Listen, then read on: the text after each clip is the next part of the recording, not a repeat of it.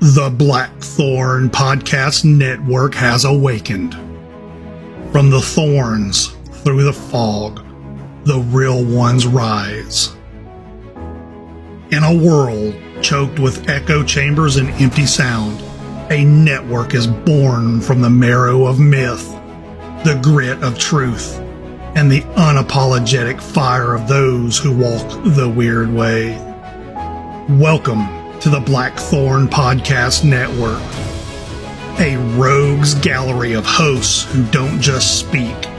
They summon, they challenge, they ignite. Einar Blackthorn, forge-born, axe-tongued, eternally unbothered, host of I Am Heathen and So Can You. He's your favorite chaos druid with a mic. If your favorite chaos druid also ran a food truck and had opinions on runes and Star Wars. Gray, co-host of Geek Speak, a quiet storm of intellect and sarcasm cloaked in warmth and curiosity, sees the voice of nuance, the calm in the storm, and the one who catches what others miss. Together, Einar and Gray deliver Geek Speak, where folklore, fandom, and fire collide. Whether it's ancient relics or the MCU, nothing is off limits. Maddie, host of I've Got You Safe, Babe, protector of the heart, her voice is a lantern for the lost, a mix of witchy wisdom, fierce boundaries, and gentleness forged in battle. Heathen Burgundy, the velvet-voiced heretic, host of the Heathen Burgundy Hour and Walking the Pagan Path. He doesn't just sip the tea, he stirs the cauldron and burns the patriarchy with a smile. From witchcraft to wisdom, from fandom to fury, from satire to sacred truth, Blackthorn is not just a podcast network. It's a hearth for the heretics, a call to the kindred, and a rebellion with a rhythm. Listen, share, join the circle.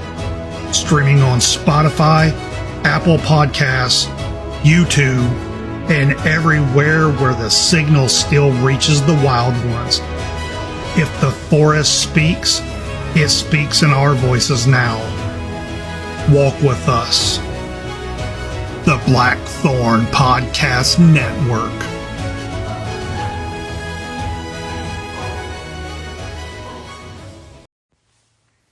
Welcome back to I Got You Safe, Babe podcast. We are finally recording. These are two harder episodes. We will be talking this one and then restarting and doing the next one. So, yay! We are talking about being a stay-at-home parent and the struggles of that with 4 kids, 2 dogs, 3 cats, and how it is when the other person is working versus when they're home. So, yeah. How do you think I make it all work? Making sure that the kids have a game plan and setting a plan up ahead of time, and just, one small thing at a time, I guess. I mean, I know how I made it work when I was single and doing it with my kids when I didn't have anyone else here helping, so I would imagine much the same way. I know they're little stinkers and sometimes can drive that patience button through the roof, and I think you are a much stronger person than I am when it comes to that. Want to know a secret? Most days I'm flying by the seat of my pants.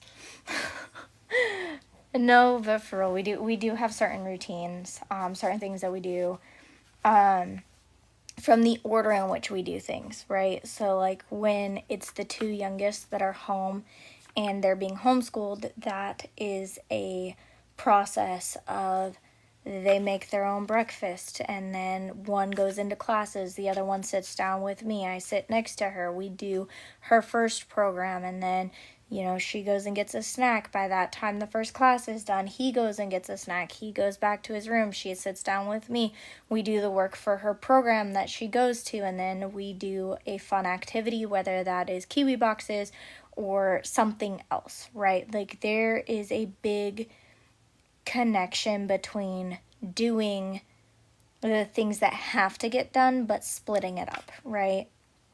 So we split it up into, these are the sections that have to get done, and these are the fun parts after the fact that get recognized in their own way, but they're the parts that you're earning, right? So you're earning the kiwi box, you're earning the extra sugar, you're earning being the person who walks the dogs, you're earning that.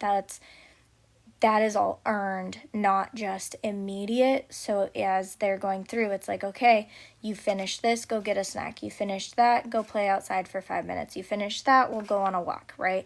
So it's all built on itself so that it's not habit forming, because the earning is always different. But it is creating a routine of, I do this thing, I earn this other thing. I do this thing and it makes me better at this. And then that carries over. Like, I did these things and then I did really good in school because I did these things and I know what these things sound like. I know what these things look like. I know my letters. I know what the letter sounds are. I know letter combinations. I know how to move things from, the very beginning, which is just easy. I know what the letters sound like, to I know these letter combinations and things like that. And you see it grow and be seen outside of the home, which is a testament to whether you're doing well with what you're doing or not.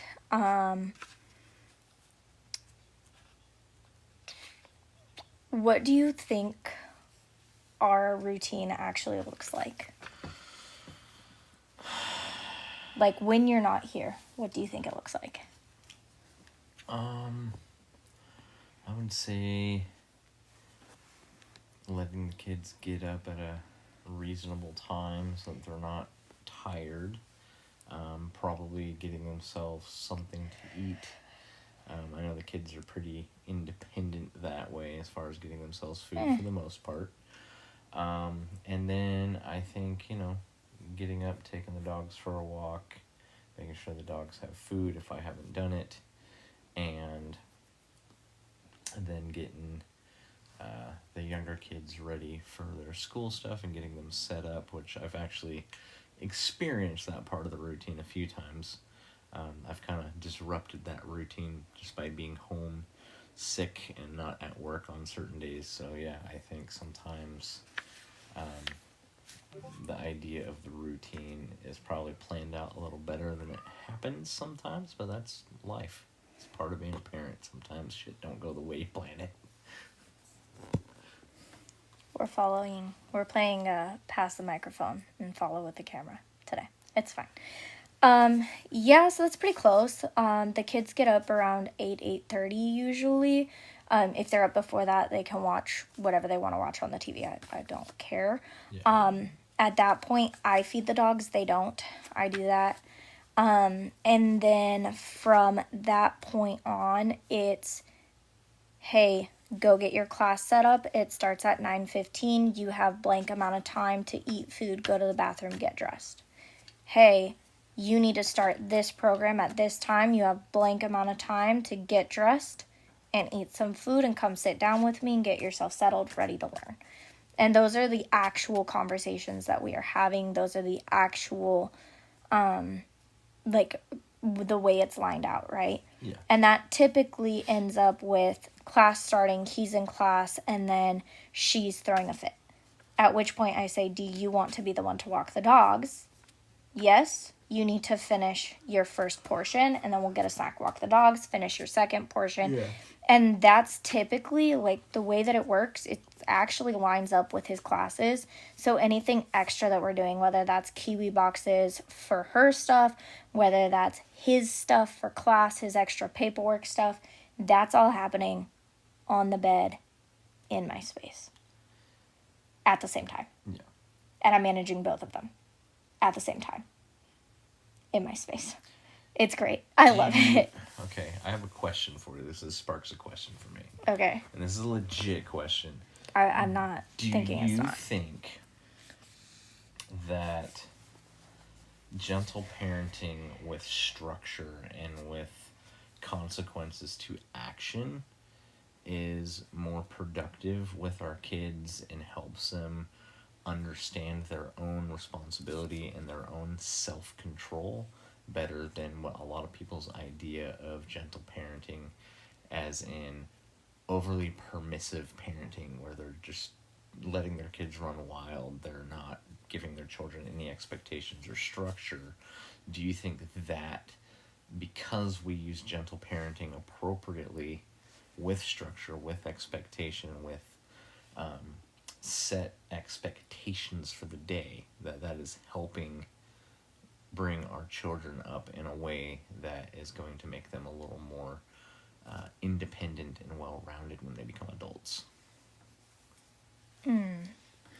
So that's an interesting question, and I like the question. I think, yeah, because gentle parenting is high expectation with high reward, right? It's not, oh, well, I'm going to let you do whatever you want. No. This is high expectation, high reward, right?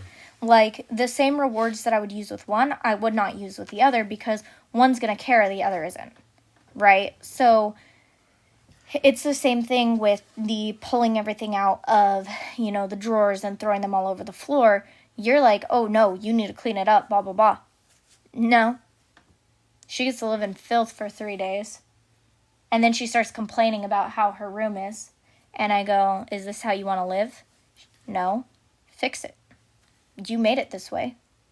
Fix it. And it's not because it's like, I'm not talking about food mess. I'm talking about clothing mess, right? Yeah.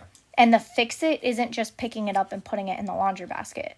It's picking it up, it's putting it in the laundry basket, it's bringing the laundry basket to the laundry room, it's running your own laundry, it's folding your own laundry, because I'm not doing all that work again. I already did it the first time. Yeah. Now it's your turn. You took the clean, folded clothes that I spent hours on, and you threw them all over your floor in food, with the cat hair, with the dog hair, with everything else, and you trampled it, and you stomped on it with your boots. Bet. You can clean it yourself then. Now, that doesn't mean I'm having her do this. Like, I don't know another 6-year-old that can do all of that on their own. I'm not making her do it on her own. It's not a punishment. It's a consequence, right? So that might be a consequence that I'd use with her that I wouldn't necessarily use with my son, because he'll just live in filth forever. He won't complain. It does not bother him, right? So the consequence for him is, you want the snacks you want? Your room has to be clean and you can't eat in there.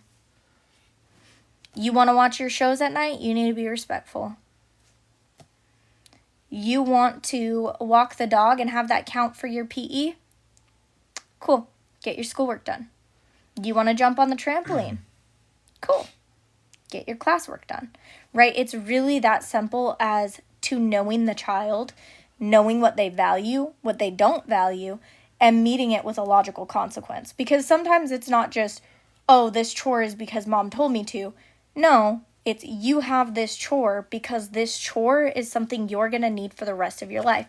I don't know another 6-year-old that can come to you and say, I want to make dinner for my father and this is what I want to make. Can you help me? Yeah, bet. You steer the ship, kid. I got you. I don't know another 7-year-old that I could walk into the kitchen and see them fully making a full-on breakfast of like bacon, eggs, and pancakes. But these are the kids that we're raising because the independence is earned. Mom, I'm going to do this thing on the stove. Okay, do it carefully. And if there's an emergency, I'm right here. Right? But everything else, I trust you to use. I trust you to use the flame. I trust you to use the stove. I trust you to use the oven. All of that is built. You have shown me that you are trustworthy in this aspect. Therefore, I trust you. It's that simple. I feel very much so the same way. Few little differences in the way I feel about some things about it. want all the kids, their needs to be met. I want them to be able to understand their emotions. I want them to be able to have a handle on understanding their likes, their dislikes, but also understanding other people's likes and dislikes and having that healthy boundary. So when you would say, no, you're going to live in this, deal with it, sometimes I feel it's a little harsh, but at the same time, you're my wife. I've agreed to parent with you, not parent. I'm not telling her when she's complaining to deal with it. I know. I'm waiting for her to complain. I'm waiting for it to bother her so she understands, like, you did this. Right. Now you have to fix it because that's a life lesson. Right. I know. Okay. I'm not letting her saying deal with it. I'm saying, okay. I lost my thought. Okay. I'm like, that's not what I'm saying at all. I lost my thought now. So. Oh, sorry. You feel like it's a bit harsh.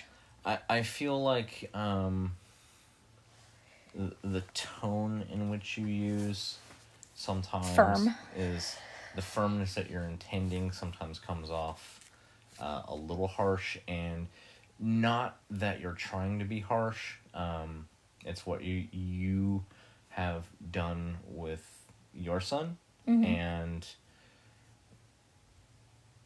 my daughter, Isla, our daughter, right?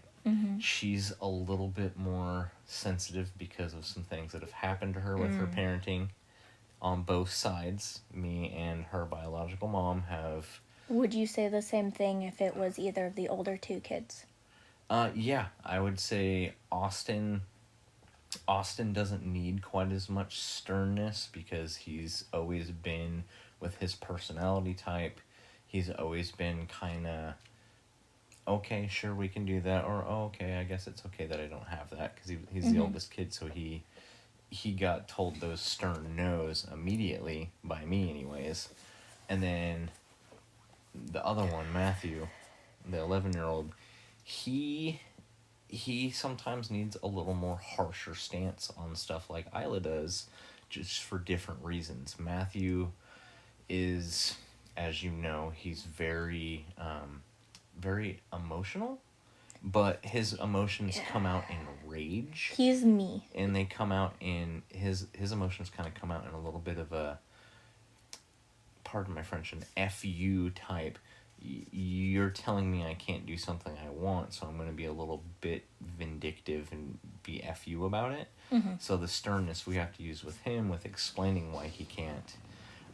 We also, I've learned, at least, that hearing him, and so he feels heard, even if he's being corrected on something, giving him the opportunity to speak and know that he's being heard, so that he doesn't feel like he's just constantly being in trouble, which he kind of is because of his behavior sometimes. I think Isla also could benefit from a little bit of that more understanding side, the opportunity to hear. And yes, I totally agree. There's a lot of things with her behavior that is indicative to the things that she's experienced in her 6 years of life from the other parental, as far as there being lack of structure, lack of expectation, lack of personal accountability, and lack of just total lack of structure on that end of things. She's just been kind of allowed to run hog wild and do what she wants when she wants to without any consequence until she can't take it anymore, and the consequence is a bad consequence and not an appropriate consequence for a 6-year-old. It's been things that we're not going to talk about on here. Right. So I think sometimes you come off a little harsh, but I understand why you're doing it. I think it's needed at the same time. Do you think it's harsh or it's stern? Because the way that I'm being, right? What I'm trying to show her, genuinely, not everyone who yells is going to hit you. Yeah. Not everyone who raises their voice is going to turn around and destroy your life. Yeah. Right? And I'm intentionally doing that, right? There's a time and a place. Like, when she's crying at night, that is not the time, that is not the place, right? But when she's sitting there screaming at me that this thing happened and I watched it not happen, I'm going to raise my voice and go, Isla, I have 2 eyes. Yeah, of course. I have 2 eyes and I have 2 ears and I'm listening and I'm watching. Of course. Right? And that's when I am more stern with her. There are times where I'll go, Isla, I'm not going to comfort you right now because you are doing this to yourself. Look at me, eye contact. We're going to count backwards from 10. And I do say it sternly because I have to cut through her panic enough to get to her brain.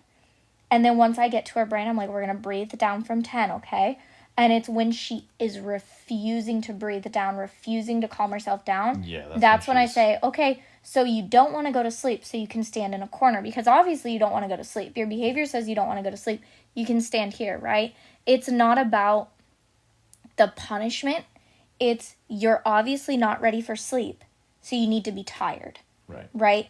And you're not going to come in and sleep in our bed again and then all of the things that could potentially happen from that, all of the accusations that could happen from that, all of the history there. So she can't do that because that's not a safe spot for her, right? So we have to adjust. Okay, well, you can stand in the room with us, but you're going to stand over there and you're going to regulate yourself. Yeah. Okay, you're now failing to regulate yourself. You've gotten yourself enough to communicate, I need this. Let's see if we can meet that. But you weren't communicating before, right? So she regulates herself. I need hugs from my dad.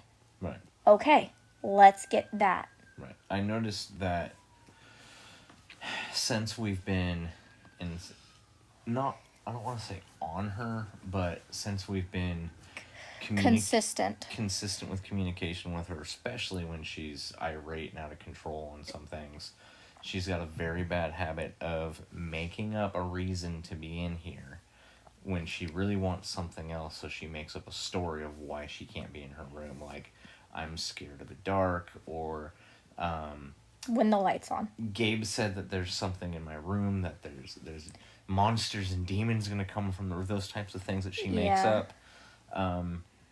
When we've both talked to her and said, hey, you don't have to come in here and give us a wild story as to what you want to be in here for. If you want cuddles, just say you want cuddles. Well, yeah, I do want cuddles.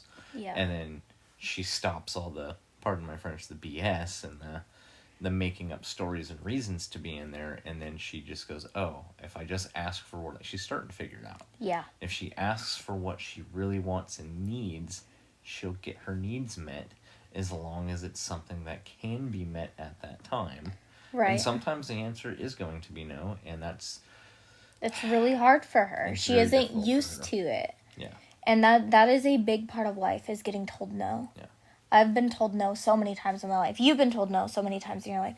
But if you cannot handle rejection, you create a monster. Exactly. And literally my only goal with raising any of the children that I've raised has always been to raise decent human beings, genuinely decent human beings who can survive. What do you think about, with that being in mind, what do you think about parents who their parenting style is to try to be their kid's best friend? They want to be best friends with their kid. I am my kid's best friend. He will tell you that. I am my kid's best friend. He will tell you that. That said, I am also my child's mother.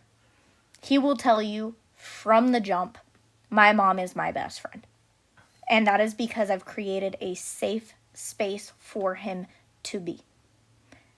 He also knows mom's rules go. Will he challenge Liam? Yup. Will he backtalk me? Not as much, but a little bit. But that's also because I've let him express himself freely, as long as he's not aiming insults at me, right? The minute he aims an insult at me, the biggest consequence for my kid, his thing is connection. He wants to be close to me. He wants to be touching me. He wants to be all up in my bubble 24/7. He's a little needy when it comes to that, just like Isla is. Mm-hmm. Oh, yeah. All up in my bubble 24/7. And I will tell him, hey, when you do that, that hurts me. And that creates separation. Because now I don't want somebody who is going to be mean and going to say mean things to me and going to disrespect me to touch me. No, thank you. Right? And like, I think I've done that 3 different times. And that has been the most heartbreaking thing for him because he realizes I shattered that trust that I wasn't going to hurt my mom. Yeah. And that was how I taught him that. So I am my son's best friend. Absolutely. Just like you are your daughter's best friend. You are. To her, I might... You're her safety net, and she may not have better words for it. Okay. But as they get older, they learn better words for it, for sure. I would say all my kids have a level of...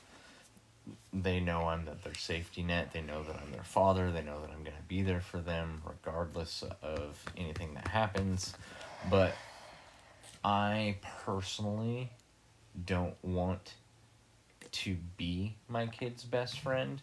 Not because I don't love my kids and not because I don't want them to feel safe. But my job as a parent, in my view, is not to be their friend. Because friend implies going along with everything they want in a lot of people's minds. And some of my kids, like Matthew, if I were to...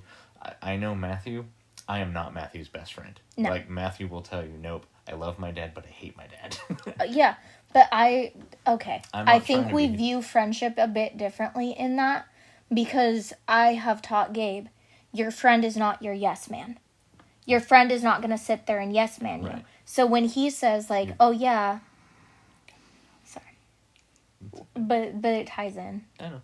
Like when he says, oh yeah, Matthew said this, so I did it, and I ask him, is that a good friend? Well, no. Was it a good friend to Isla? No. Were you being a good brother? No.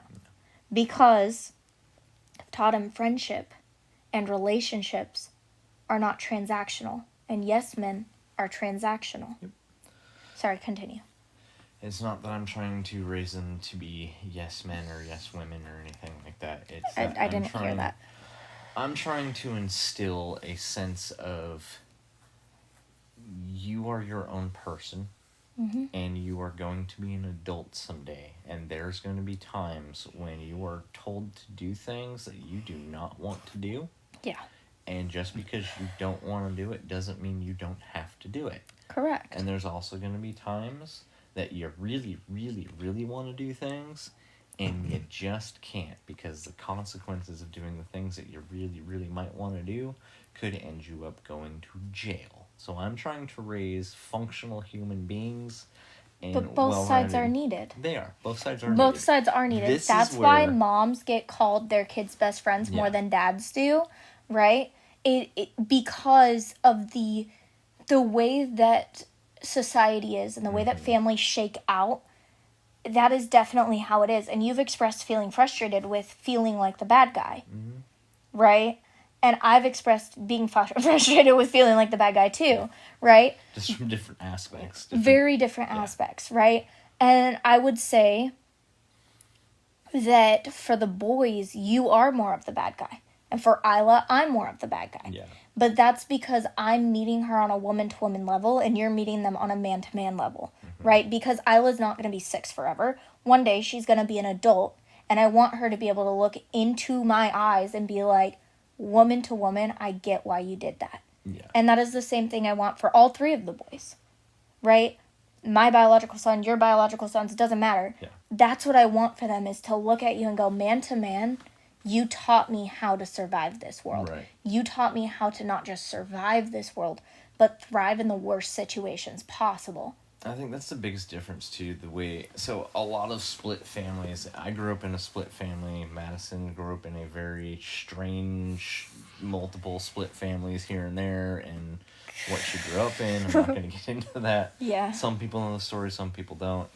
But I know how difficult it was growing up in a split family where my stepfather treated me like I was a step kid and didn't treat me as if I was a child. They're all my babies.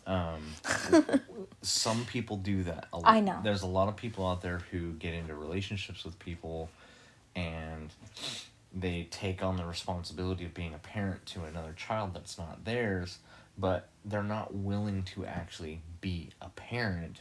They're just being a dictator asshole and kind of mean to their stepchildren, and kind of lording the fact that they're not their real parent over their head, and it makes a very emotionally dysregulated home and unsafe home for those children. And I think the way that I have embraced Gabe as my son. Like, he's not Your kids are mine. He's not my blood, but he's my son. I'm going to treat him the same way I treat my other kids. And same thing with Isla. She's not your blood, but she's your daughter. Yeah. Like, there are very few people I would go to war behind. Yeah. And when she was having nightmares, do you know what I told her? Did she ever tell you? No. And when she was having nightmares that she was literally fighting and fighting and fighting and couldn't get out, I said, did you ever stop to look behind you? No.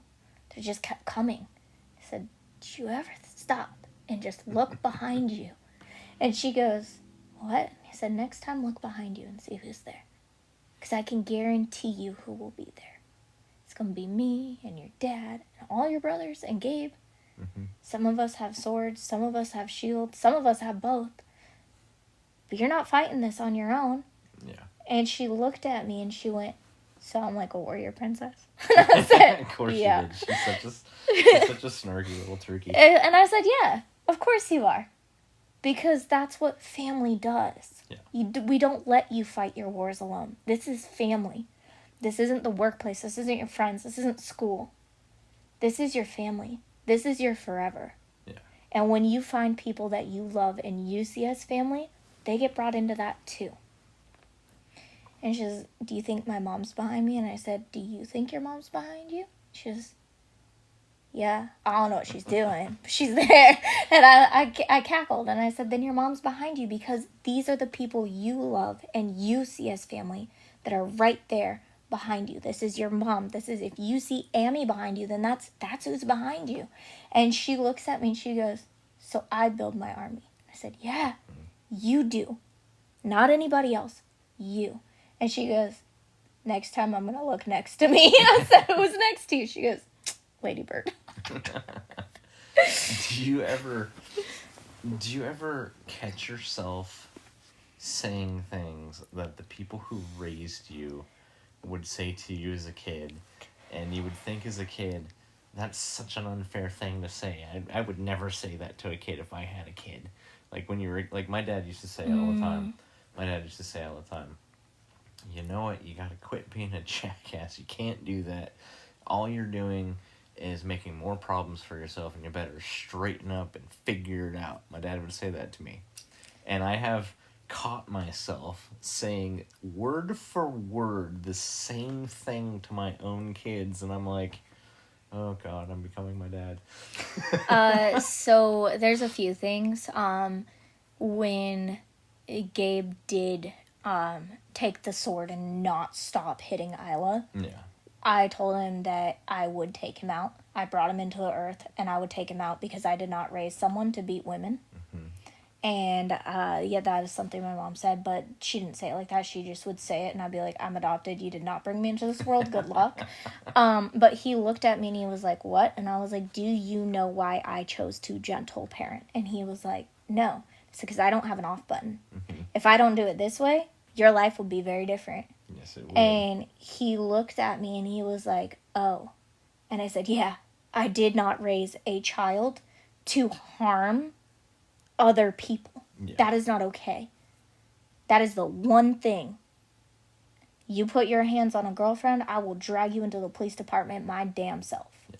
I'm not covering for you. My name is not your grandma. I'm not going to cover for you. I'm not going to lie for you. I'm not going to tell people you're a great person. I'm not going to do that. I'm going to go, this is my son, and he fucking broke my heart. Yep. That's going to be what I say. I know But that's the only time I've caught myself saying anything similar to what my mom said. And it was definitely more thorough and more of a, this is a very dangerous path. This is the path where you break your family's heart. Yeah. Not an actual threat of removing his subscription to breathing, as Einar calls it. I know we've had some moments where we've caught ourselves saying something to our kids. I'm sure everyone who's a parent has experienced that. It's just, yeah. And I know sometimes, like, each of the kids has their own things that they push each of us with boundaries. All of them. Because they're Even individuals. Even Austin has the things that he pushes boundaries with. But, like, I know Gabe hasn't really had a authoritative father figure in his life who's willing to be like, no, you can't do that, or this is the expectation, you need to do that, and without them being like screaming at him. I know with the last person you were with, it was very kind of volatile with him. He's seeing the volatile between us. Yeah. And then it was, don't steal, don't lie, don't do this, don't do that. And he's watching the same things happening, and he's like, you're a fucking hypocrite. That's why he didn't respect Brad. Yeah. That's why he didn't respect that person, yeah. Well, it's like the other day when we had asked him for 3 days to clean his room, and he flat out just didn't do it. And then the misunderstanding that happened between what you saw him pick up and what I noticed him pick up, but I didn't communicate with you what I noticed and what I was actually irritated with him about, especially with, so I used to do it as a kid. I know lots of kids who used to do it. Go get in the shower, you drop your pants and drop your underwear and you drop your shirt right there outside the shower, and you walk off when you're done with the shower and don't go back and pick it up and leave a sopping towel on the ground. It's something that every parent has to deal with, and every parent has to continually remind their kids until they finally just go, okay, I'm going to pick it up, and they get to that point where they're able to do it without just leaving their clothes everywhere. Gabe's at that point where he's starting to become a little more self-aware of stuff like that he's doing. Mm-hmm. He's not always perfect at it, but he was having a really bad day that day. Just everything you asked him to do, everything I asked him to do, he was just dragging his feet with it, going in his room and saying he was cleaning it, but sitting there watching TV instead, doing stuff like that. Or I went in and paused his TV and took his remote out of there. Yeah. So he was just having a really bad day with... it was a hard day, yeah. Following directions. It was a hard day for him. And this was after 3 days of asking him to clean his room. I finally went in there and I said, look, you need to make your bed.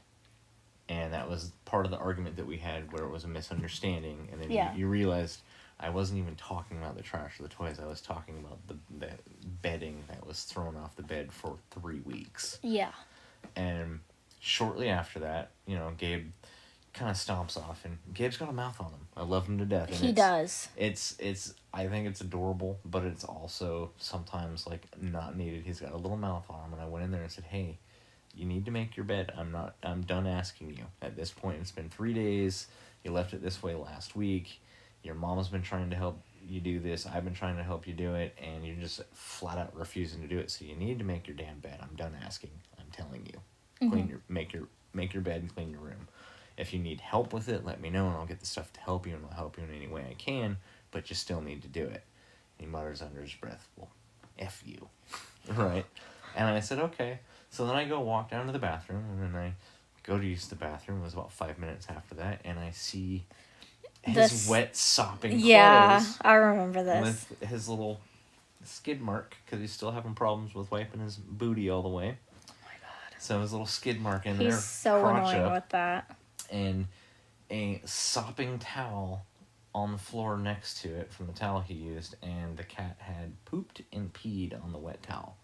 So I picked annoying. So I picked the poop up out of it, flushed it on the toilet, and shook it out, and I kicked it into the out of the bathroom on the outside of the door, and I went and told him, I said, hey, the one thing you forgot to do, and I tried to remind him gently, like, the one thing you forgot to do? He's all, what? I said, you left your clothes and your towel on the floor, crotch up, in the middle of the bathroom after you took a shower.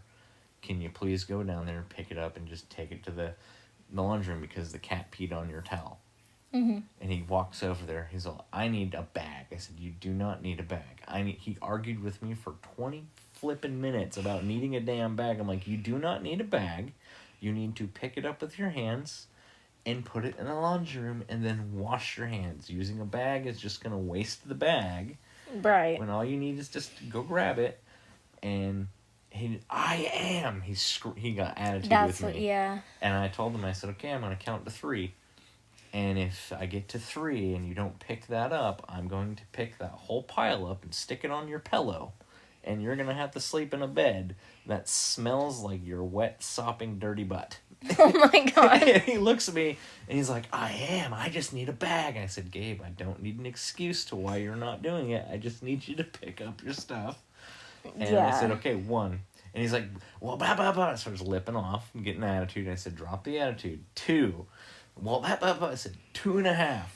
And he goes, well, fuck you then, right? And I said, okay, bet. 3. I walked over, grabbed the pile minus the peed on thing. Yeah. And I grabbed the soaking wet clothes with his poo stain on it. And I said, this is what I told you was going to happen. I promise you that I will do anything that I tell you I will do. I will not lie to you. And have I ever lied to you? He goes, no. I said, bet. So I walked into his room and tossed him right on his pillow. And I said, go in there, get him off your bed, and put him in the damn laundry room. And he stomps in there. But they're gross. I said, that's why I wanted you to pick them up, because it's your gross mess, not mine or your mom's or Isla's or Matthew's or Austin's. It's yours. You need to pick up after yourself. And I said, here's what I'm going to do. I'm going to pick them up off your bed for you because you're still refusing to do it, but I'm taking your TV away. What? And he gets up and goes to grab the remote. So I ripped the remote away from him, and I grabbed the clothes, took them in the laundry room, went in there and unplugged his damn TV and shut the light off. I got it. Then he came out 20 minutes later. I was a jerk. Yeah. I love you. Yeah. And some people might say that's really harsh, and no, that's the not. reality is it's not harsh. It's not harsh. The reality is if you make a mess in the real world, if you're working and make a huge freaking mess, you still have to clean it up. You still have to clean up your mess. The reality is if you screw something up on the job, you have to fix it and make it right, regardless of how big the screw up was. Whether it's a 1 hour screw up and having to fix something that's going to cost $5, or reimbursing the company $300 that you screwed up on doing your accounting thing or whatever, depending on what your job is. The reality is we're trying to teach our kids and instill that that personal responsibility for life, because I'm not going to be there to hold Gabe's hand. I'm not going to be there to pick him up when he busts his knee. Just like you're not going to be able to be there for Isla when she does that when she's 19, 20, 21, 22. Sure, we'll be there when they're having really hard times and need our support. We'll always be there for our kids to support them in whichever way we can. But I personally see a lot of parents, especially nowadays, and I know this is going to sound harsh, the woke culture has bred a lot of parents who are afraid to parent, because they're worried that if they parent, other parents are going to view them as harsh. Who cares what other parents think of your parenting style? Is your relationship with your child healthy? Are your kids fed? Do they have their needs met? And are they learning to be self-reliant and eventually independent adults that are going to be good, healthy parts of society? Or are they learning to be self-perpetuating ego machines that just think everything is owed to them? Because that's what's happening, I think, is a lot of people are just going too whimsical with their kids, and kids are being raised and getting out of control in life, and they turn into an adult that's a complete... You just monologued for 20 minutes. I did. I wingdinged. And you full-blown derailed the entire outline I had. I wingdinged. For this episode. I love you. I love you too. The next bullet point was, why do you think learning spaces are important inside versus why I think learning spaces are important inside. By the way, this episode was set up to go from morning to evening. However, this is our podcast. This is how things happen. This is literally the reality of our podcast. We started this to have the raw conversations, to start with an outline and branch off. So we went on that branch off. We did what we were going to do. That is what happens. The next bullet point that we have, though, is indoor learning spaces, and why indoor and outdoor learning spaces are important and what the benefits of both are, right? So indoor learning is for book learning, reading, writing, mathematics, classwork, things of that nature that need concentration, quiet, commitment. But outdoor learning spaces are just as important because that teaches things like interactions with the public, understanding boundaries, understanding each other, understanding communication, responsibility. A lot of outdoor play is with the dogs, the animals. That is a responsibility builder. So that's why I believe both are important. But I'm going to pass this over and see where this goes next, because this is our podcast. It was meant to be the hard conversations. It was never meant to be easy.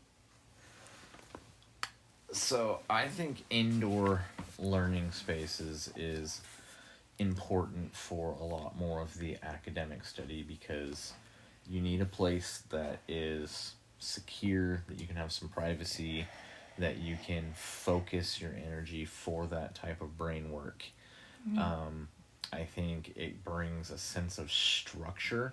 It's just like in the real world when you have a job. Most jobs that require heavy unless brain you're blue work. collar. Unless you're blue collar, but most jobs that require brain work, you have your own space. You have your cubicle, you have your desk or your office, and you have your space where you do your work. It allows for less interruptions and less distractions, so you can focus and learn on that. So that's why I think indoor learning spaces are really good and crucial for a child to have. And the reason why I think outdoor learning spaces are just as crucial is because outdoors is where you learn about the world. Outdoors is where you learn about the natural things around you within your environment. Plants, how plants grow, how rocks form, how water carves through the soil and through stone and shapes things, how the rain falls, how snow forms, and how cold can change your body temperature. Which is one of the benefits of doing school from home, because, for instance, Gabe, he hates wearing shoes. Like, that is a big thing for him. He hates it, so does Isla, right? But as it gets colder, they're going outside and saying, my feet are frozen. Then go put on socks and shoes. Damn shoes on. Right, and I'll tell them before they go out, like, put on socks and shoes or you're going to be cold. And they're like, no, we'll be fine. And they come in, okay, we're cold. Because that's a learning experience and not one that is harmful. It's natural learning. But that does lead into the next bullet point, which is how we focused on sustainability and the ability to grow our own food. Well, before we get into that bullet point, the other thing that outside learning, and I think you would agree with this, provides is a space to do those projects that are really, really fun, but super, super messy and a pain in the ass to clean up.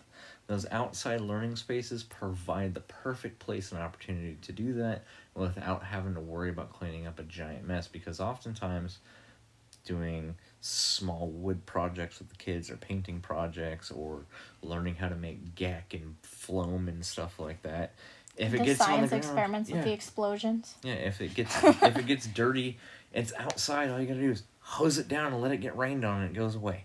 Yeah. So I think that's another reason why outside learning spaces are just as crucial as inside.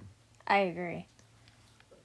So the next part is sustainability. We were talking about growth and how you can learn about nature outside. But another big thing that we have focused on is sustainability, growing our own food. What foods can we grow? What foods can we raise? What can be eaten off the land? What is natural to our environment? What are invasive species? How do we contain invasive species? How do we grow the foods that we want without them becoming an invasive species? Like, for instance, peppers. Fun fact, peppers, onions, chives in this area are actually not natural. And they do spread. So how do we keep them from spreading while also growing the foods that we want? in our day-to-day lives, right? And so these are all things that we actually have. We have a garden. We grew squash, which is not native to California. I believe it is native to the Carolinas, that particular squash. But it is not native to California.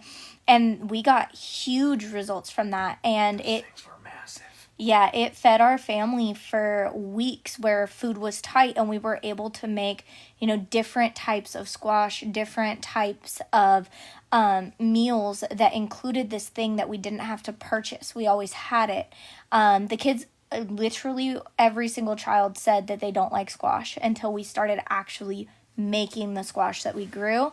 And now every single child loves squash, and each one loves it in a different way. For instance, Matthew, he only likes it when I make it spaghetti squash style, so I turn it into noodles. Austin will eat it however I make it. Austin's easy. He'll eat anything. Gabe, he likes it when it's chunked with the butter and the bacon.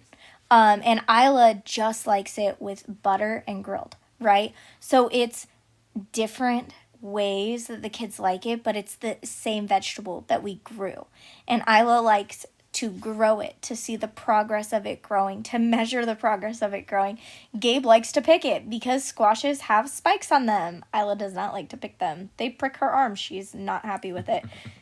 Gabe, however, loves to pick it. Matthew loves to pick it. Austin's like, hey, we have it. I'll grab it.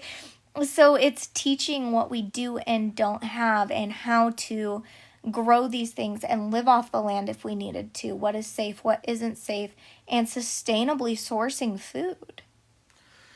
Yeah, the self-sustainability for food growth, it's always a journey. I grew up with animals and growing vegetables and fruits and stuff like that, and grain and raising chickens, and I know you did too with a lot of that stuff. Mm-hmm. It's not only, I think, is it a good thing for the kids to be able to have that skill, it's also teaching them about their limitations with understanding, like, well, if you don't have certain things, like the proper structure to grow, the proper bed to grow certain foods or vegetables, Mm-hmm. You can't. If you don't have the proper if you don't have the proper equipment to harvest the food, you can't grow it, because what's the point of growing it if you can't harvest it? Such as Right. one of the reasons why right now we're not growing things like grain. Sure, we're growing herbs and stuff like that, and peppers and squash, But we're growing things that are seasonal. we're growing things that are seasonal and pretty easy to harvest. But I would like to be able to get into growing things like corn or Corn's easy, you just Wheat. need enough space for it. wheat and barley and stuff like that in small micro batches and stuff Wheat like that. is easy, corn is easy, barley's hard. And I'd like to do that so we can actually process the grain and get a flour grinder and one of those grinding boxes and process our own flour and show the kids how to grow it, do that, wash it, clean it, grind it after it's dried, and turn it into flour, and then turn that flour into food like pizza dough, pancake batter, whatever. It's teaching us what our limitations are with the learning curve of a lot of it, and it's also teaching the kids responsibility for providing for themselves, even though it's not like, oh, you're taking the trash out and earning $5 a week for taking the trash out every couple of days. Oh, yeah, no. It's more of you're learning the responsibility for growing something and taking care That's of a something family and chore. enjoying the fruits that you've labored over. Right. Yeah. So we're controversial. All of our kids have TVs in their room. Mm-hmm. The two older kids have phones. I don't know what the agreement is for the youngest to get a phone, but the agreement between Dad and me for my son is 10. That has been the agreement for all of his kids. I don't see a reason to make an exception unless Gabe proves himself to be irresponsible, at which point he would not be responsible enough for a phone. that's a different conversation. But all of the kids got their phone either for their birthday or for Christmas the year that they turned 10 in that side of the family. So I can't see that being very different there. But we do allow screen time, and we do allow tablets, and we do allow YouTube, and we do allow being able to search things on like Netflix or change your account on Netflix and Amazon. We allow those things for a reason. And that reason is we live in the age of information and technology, guys. If you do not set up structure, if you do not monitor the searches, if you do not teach your child how to navigate social media and navigate the apps that are appropriate at the time, right? Because like YouTube is technically a social media, right? Even though they're not creating on it, they're still being able to navigate it. And the reason why that's so important is because as we advance as society, our technology continues to advance, right? So how are you going to live in a world where you don't understand major forms of communication? That is why I have allowed the amount of access to internet for not only just my son, but just in general, right? Yeah. He also does his classes online. He uses Google Classroom, right? And he goes to school and his classes and his teachers are online, but that also merges with real life, right? And I remember he met his favorite teacher, and he looks at her and he goes, "You look so tall on the computer, but you're so short." And it was like this big conversation that she actually had with him, like, yeah, angles, it matters, right? And it's definitely a conversation as we move into the next, stage of technology and things like that. It's important for kids to be able to navigate it because adults will need to. And when you restrict that so heavily, what ends up happening is there's this drive to be on it that becomes like an addiction, right? So when you teach safety, when you teach internet safety, when you teach online safety, when you teach how to search, how to research, how to do all of those things, you actually eliminate the likelihood of your child being involved in minor rings. Right. You eliminate a lot of those issues because you've openly communicated through the process of growing into the next technology and understanding what technology is out there and understanding the risks, understanding the benefits, understanding what's there. And it's a very important thing, and it's also a very risky thing, right? It has to be heavily monitored because it is high risk and high reward because you're hopefully limiting an addiction while also teaching safety in a situation that is absolutely unpredictable. So, I agree with all those things, except for the age. I have a little bit different view on that. I know we've talked about it before. I do not have a current arrangement with Isla's mother about what an appropriate age is. I personally think 11, 12 years old is an appropriate age to get their first cell phone. Beforehand, there's devices for safety and communication that I think are appropriate that give you some access to some capabilities of some searches there are and things. Phones that limit that too, and you can get it any phone set that way. Like there's a watch that I want to get Isla. It's like it looks just like an Apple Watch, but it only. And I think it's, I know what you're talking about. It has 4 numbers. I think it's called Kids First Link or something like that. Mm-hmm. And its only ability that it has is 3 different abilities. It's got a walkie-talkie feature, so you can, without having to look up the number and dial it or send a text, it just has a big thing that says dad or mom or grandma, and you just press it, and the walkie-talkie feature, just by pressing that on the screen, automatically sends a two-way walkie-talkie connection phone call instantly.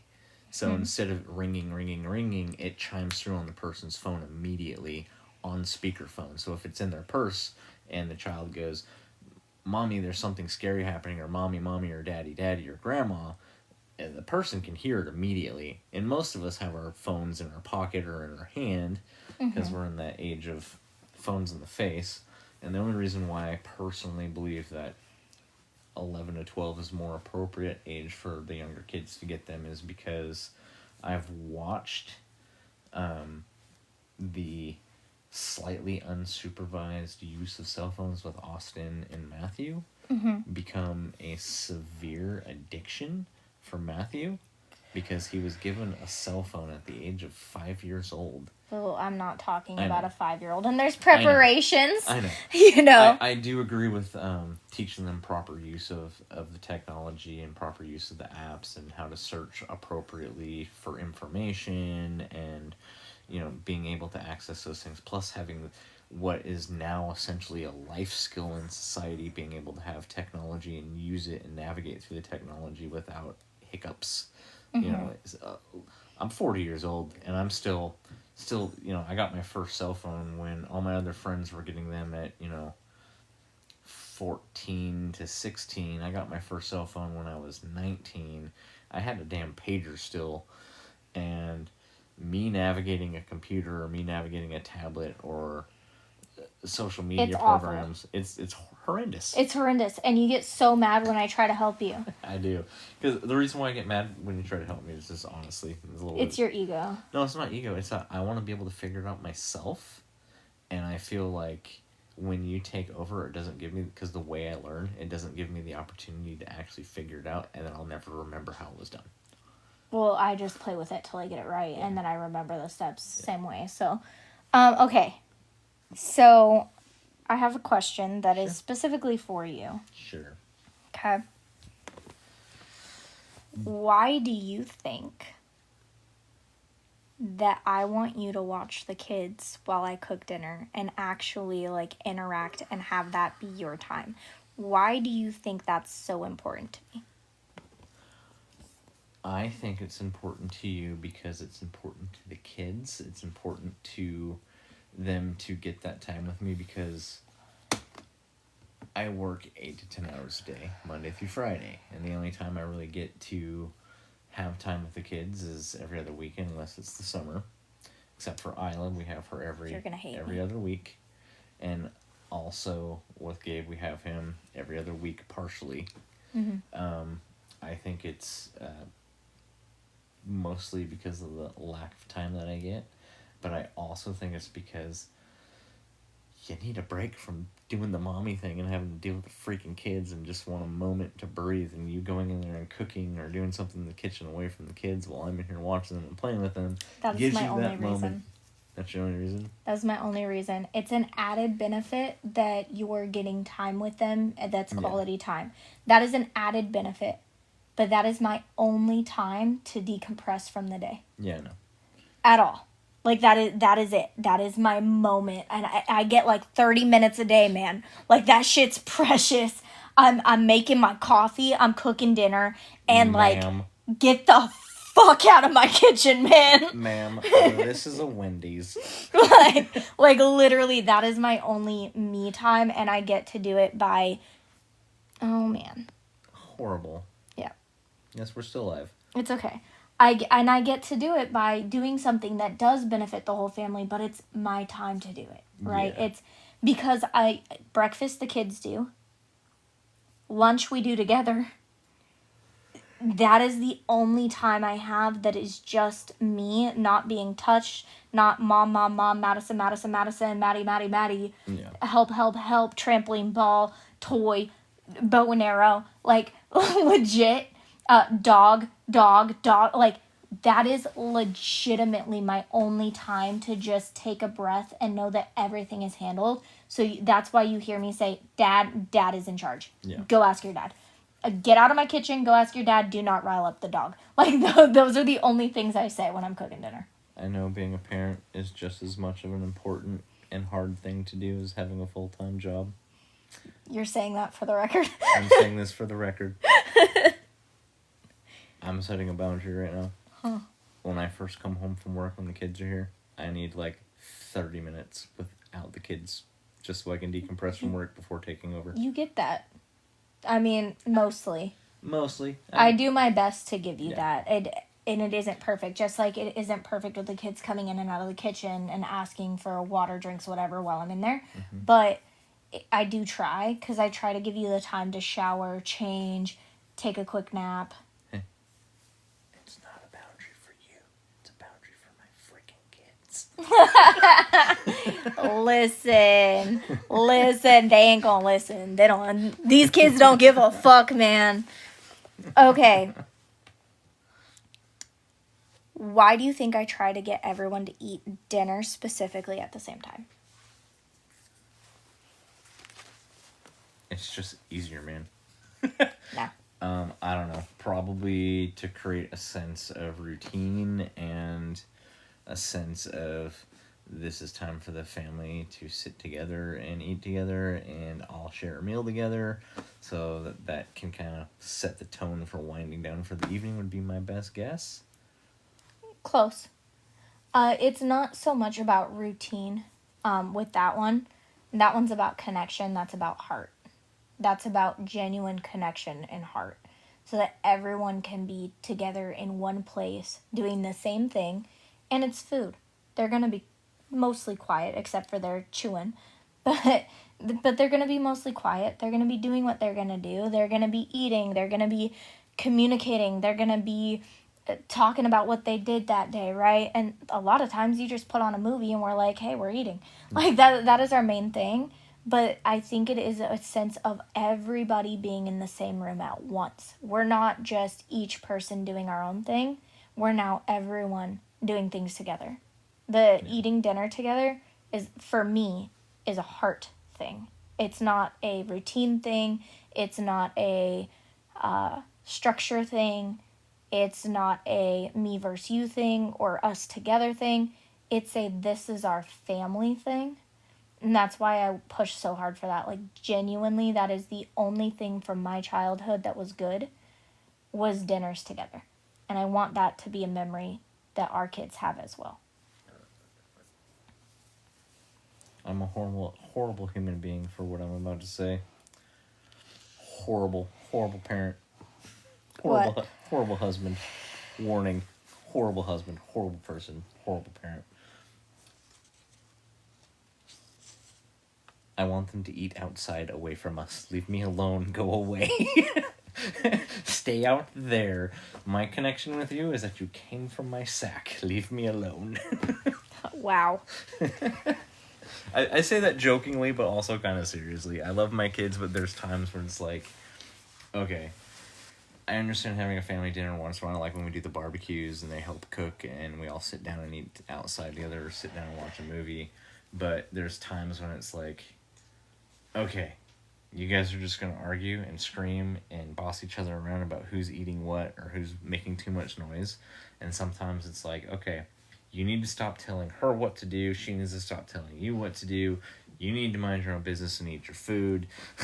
Yeah. And that type of energy sometimes. But for me that's is what so family hectic. is. But that is what family is. And I don't mind it being hectic, because the next thing that happens is either a movie gets put on, the kids go play video games, or we're reading books and taking showers and rotating through that process, right? Yeah. And that begins the wind down process. Yeah. It's, hey, go take a shower, and then, she always complains, I'm always the first one, I always have to go first. You're the youngest, go take a shower. We have a pecking order. We have a pecking order, and you are the youngest. Go. No, but for real, it really is, hey, like, you need to go take a shower, and you need the most help, which means this has to happen soon, right? So it's go take a shower, and then I sit down and I start brushing her hair, braiding her hair, talking to her. We watch some videos together. Sometimes we read books together, whatever the case may be for that, while the next one goes and takes a shower. Yeah. And by the time he's out of the shower, she's going to bed, and she has one parent helping her go to bed, and I'm getting him ready to go to bed, brushing his hair, making sure he's in pajamas, making sure everything's set up for him, right? So that starts that wind down process that takes like 45 minutes to an hour, usually just to get her in the shower is the 30 minutes of that. Like, it is hard, but that is the wind down, and that starts at like 7, because otherwise it won't be done until 10. Yeah. So it's all crammed into a very small time frame. But that also, the reason why I sit down, the reason why it's routined that way where she goes first is because when I'm brushing her hair and just spending time with her, I'm not pushing. I'm playing the song she wants to play, watching the video she wants to listen to or watch, and I am brushing her hair and talking to her about what she wants with her body, what she wants with her experience, what she wants with her autonomy. And that has led to revelations in what's actually going on in her mind, what's actually going on in her life, what's actually going on that's deeper, and has led to her understanding herself better, but me also being able to understand her and her needs better. These are the times where she says, listen, when you set, like, if you don't get this, you don't get that, and then I mess up and you say, and I tell you it's not fair, I don't want you to change it because it is fair and I already agreed to it, and I don't want you to let me tell you that it's not fair, right? Like, those types of heart-to-hearts, because I have a thing, like, if you tell me something is not fair, I'm going to ask you why you believe that it's not fair, what you think your consequence should be, and what you think I should change about the consequence. And if you can convincingly argue that the consequence itself is too harsh, I will adapt. That has always been what I will do. I will adapt, and I will make sure that the consequence is fitting to what has happened. But unfortunately, for this particular child, that's confusing for her. So once the consequence is set, that's what it is. And she has communicated that that's what she needs because she doesn't understand why I would change it or why I would agree with her that I was too harsh. And for me, it's accountability. But for her, she doesn't feel safe. Yeah. And that's why that routine is the way that it is. Because those conversations can happen. And I can be held accountable. Okay, cool. I understand that that's really scary for you. Let me adjust this. From now on, if I set a consequence and you agree to the consequence at the time of that conversation, that consequence is going to stand if that behavior continues. Is that what you want? Yes? Okay. Going forward, that's how it will be unless you bring this conversation back up and have a full conversation with me. But this is how it's going to be for a while. Yeah. I mean, I enjoy getting that time to spend and get connection with them and help them navigate those types of things because they need that parenting time. Like, it's really important to get that in there. I enjoy it most of the time. It's usually when I'm, like, really overwhelmed from work or stressed from something going on personally or something going on that's out of our control. That is when I'm like, okay, I need the quiet. I need you kids to eat outside or go in another room and eat instead of sitting down and eating as a family. And that's, I think that's a fair, thing. We all need our personal space sometimes, and we all need our time to unwind without stress and decompress. And sometimes that's okay for the kids to go outside and eat by themselves instead of eating all at the dinner table of the family. Not all the time, obviously, but occasionally. Mm-hmm. I think the growth that the kids have shown with understanding their own emotions and really getting to the bottom of what their needs are and being able to communicate that has been exponential since you and I have met and gotten together. You've helped me understand some of that stuff.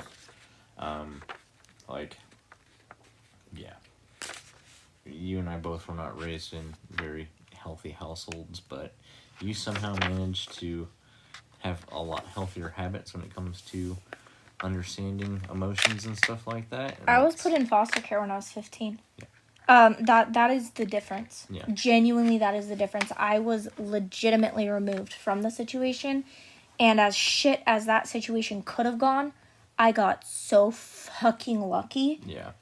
To have people that genuinely loved me and believed in me, to have a set of parents that have been together since they were 15 and 16 years old, that, like, he showed me what a dad could be. Chris showed me what a dad could be. Diane showed me what unconditional love is. Yeah. Like, the reason I tell my siblings and I tell people that come in and out of my life, and you've heard me say it, I will be there for you as much as you want and need. Yeah. I'm not reaching out first.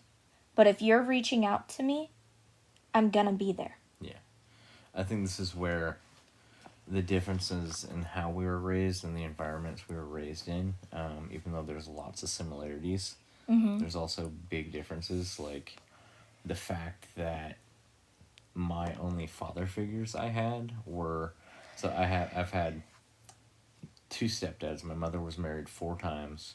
She was married to my sister's, no, she wasn't married to my sister's dad. She was married to her first husband, who ended up unaliving from a very unfortunate accident. We're not going to get into the whole story behind that, but he unalived. And then she married my dad after getting out of a really scary situation with my older sister's dad. And then divorced my dad when I was 2. I wasn't even 2 yet. I was like a year and a half when she divorced him. Because of alcohol and schmugs and stuff like that. And valid reasons. And then she met Ken and married Ken when I was 2. And I lived with her and Ken up until I was about 12. And I moved back in with my dad and his wife Nikki until I was 16. And then I was homeless.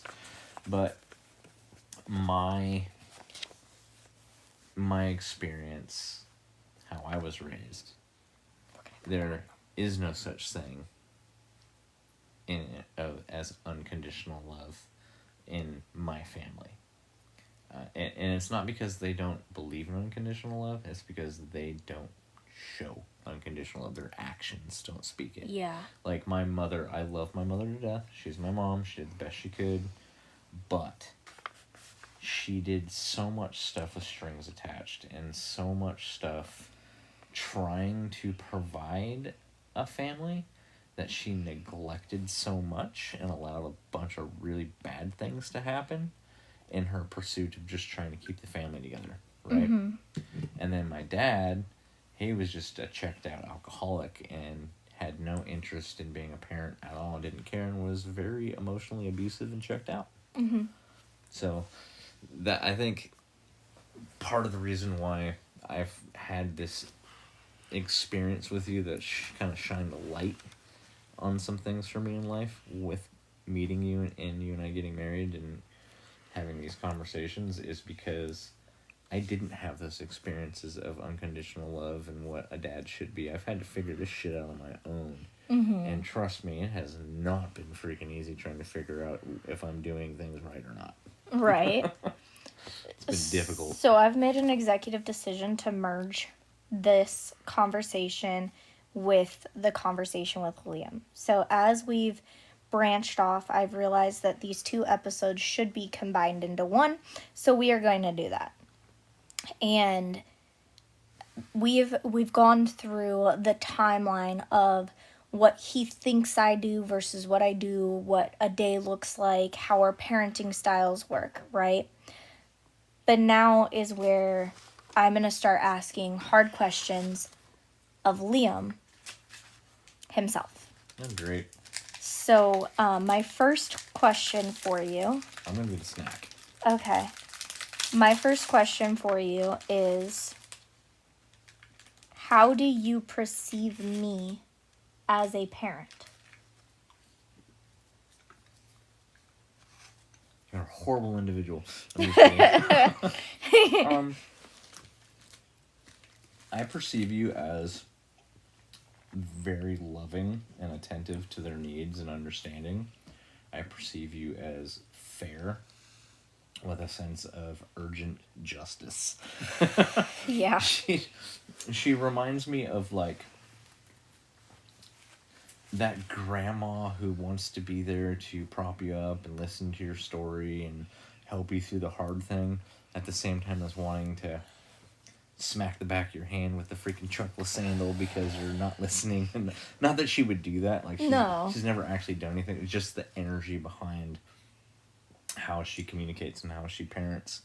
I feel like you as a mother is a really good thing for my kids to have, because obviously their mother is most of the time a yes man to the kids and just spoils them freaking rotten, never really tells them no unless it's something that she feels would benefit me.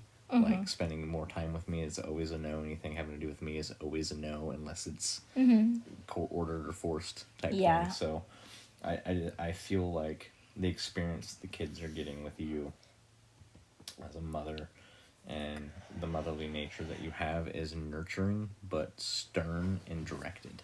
Yeah. So it's showing them... It's intentional. Yeah, it's a good word for it. It's very, very directed and intentional with focus, but with enough room for them to experience things the way that they're going to experience it, and it's okay for them to experience it that way. It's a level... That sounds hard. How did it make you feel is one of the biggest things I use with Matthew specifically. That sounds hard. Decline. Sorry, we're not going into other people's lives. That sounds hard. How did it make you feel is such a big one that I use specifically with Matthew. With Isla, that sounds like a really big emotion that's hard to identify. Let's break it down. Yeah.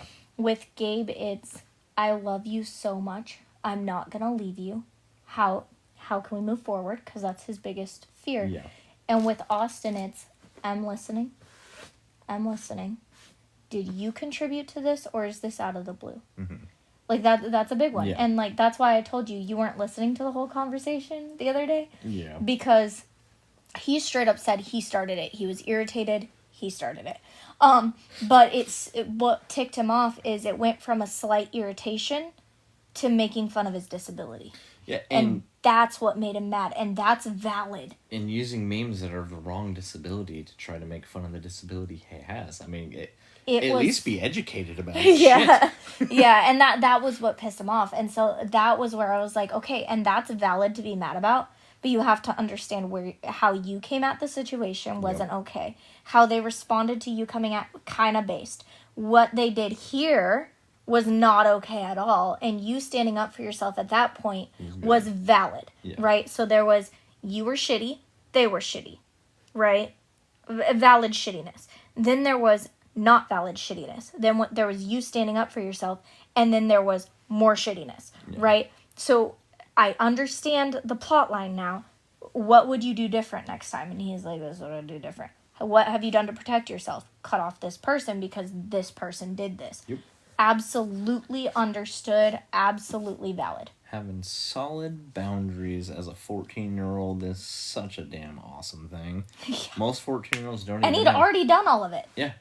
Most 14-year-olds have no boundaries with anything or self-discipline enough to even go, I don't like that. That's a no for me. I'm walking away from you. Most 14-year-olds would be like, I don't like that. I'm not going to say that I don't like it. I'm just going to laugh and play it off. No, he straight up said, I did what Dad would have done. You missed that because you were in the bathroom. I did what Dad would have done in my own way. And that is a testament to your parenting, and that leads me to my next question. Uh-oh. Did I do something right or wrong? How do you perceive yourself as a parent? Oh, criminy.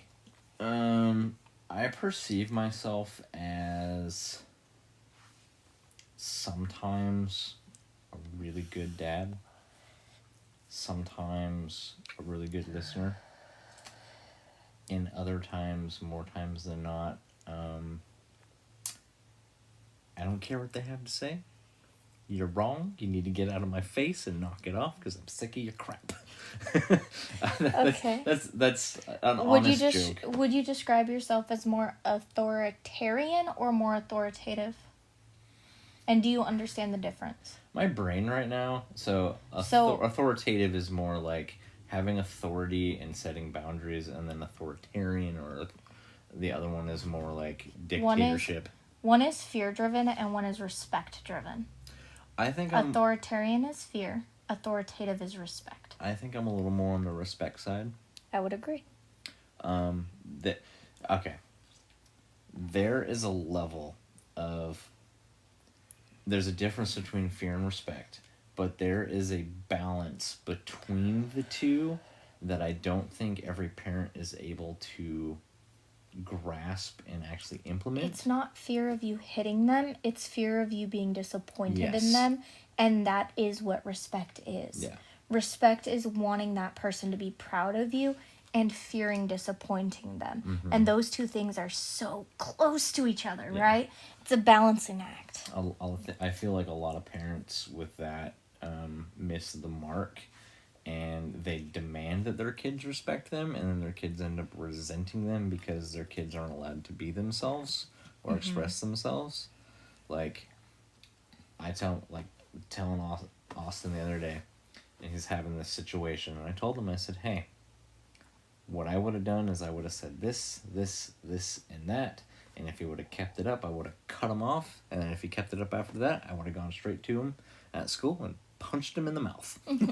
Which he says he's not going to do. Yeah. Because that's not his style. What he did was modeled that personality type and that type of actionable thing that I would do within the way I would do it, and put his own personal feelings into it. His own morals into it. I don't want my kids to have my morals. I want my kids to have their own morals. I want my kids to understand why I have the morals I have and have a basis for it, but I want them to develop their own moral compass and to develop their own individuality on what they feel is right and what they feel is wrong, what they feel is just, what they feel is unjust, what they feel is something that they're willing to put up with, and something that they're not willing to put up with, those types of boundaries. They don't need to mirror everything that I do and feel and believe in my life. My dad, this is exactly why I feel this way.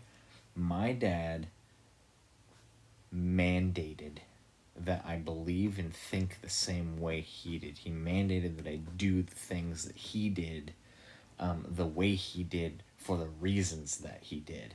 And he would drill it into my, like, the reason why I hate football and I hate fucking sports.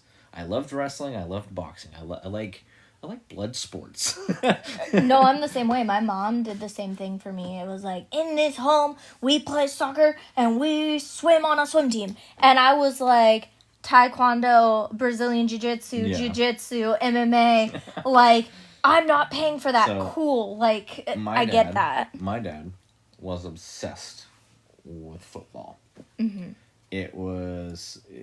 You know, the movies, you see the family, it's Sunday night football, and they're having the Super Bowl party, and everyone's arguing over the football game, and they're cheering and all that crap, and wearing all the jerseys, and how a typical football family, right? No, my dad's living room, like, you know how I am with my altar stuff? Like, literally, I have a full-on freaking altar. Every wall in my house is covered with a specific sacred place for some altar stuff to be put for a specific ancestor or deity. My dad's living room was an altar to the fucking 49ers. Ew. And Jeff Gordon and Dale Earnhardt. NASCAR. Ew. Well, I know who they are. He had, for as much stuff as I have, my father had 30 times the amount of stuff that I have for my 49ers. Altar stuff. For the 49ers and for NASCAR. And he would spend, like a child in a candy store giving a credit card with $1,000 limit on it, or a credit card with a $10,000 limit. He would buy the most outlandish and most expensive memorabilia things you could get every chance he could get. I got into football because I wanted to have a connection with my dad. I was moved in with my mom at the time. I was 16, or I was 15, almost 16. And I got really into Tampa Bay at the time. Yeah. They had a really good team that year. Yep. And I was like, hey, I think I found my team that I can actually root for and connect to. Yeah. And I came over for the Super Bowl, which was Tampa Bay against the 49ers. Oh, God. And I was wearing my favorite football player from Tampa Bay, their wide receiver. I was wearing his 14 jersey. And I walked walk through the door, which is really funny because Tampa Bay's colors are really similar to the 49ers. Yeah. Like red and like an off bronzy color and a little bit of silver.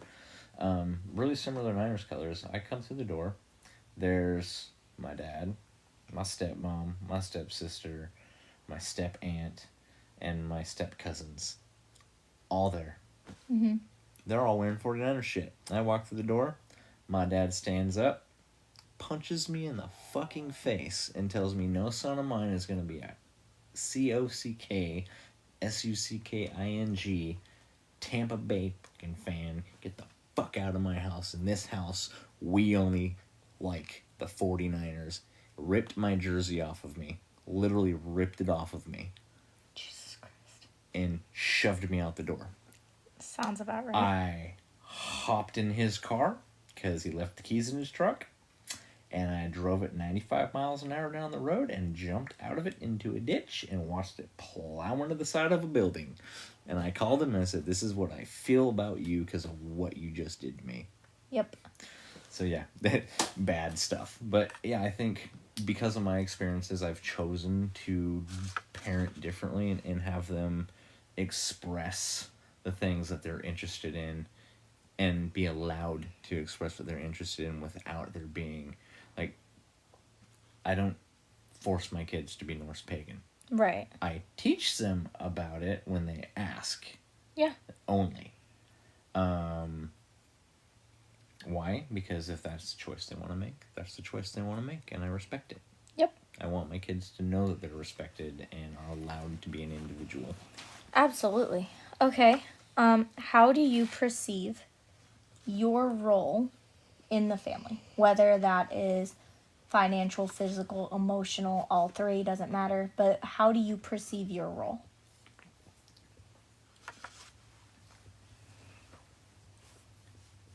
I am non-fun robot worky. Just kidding.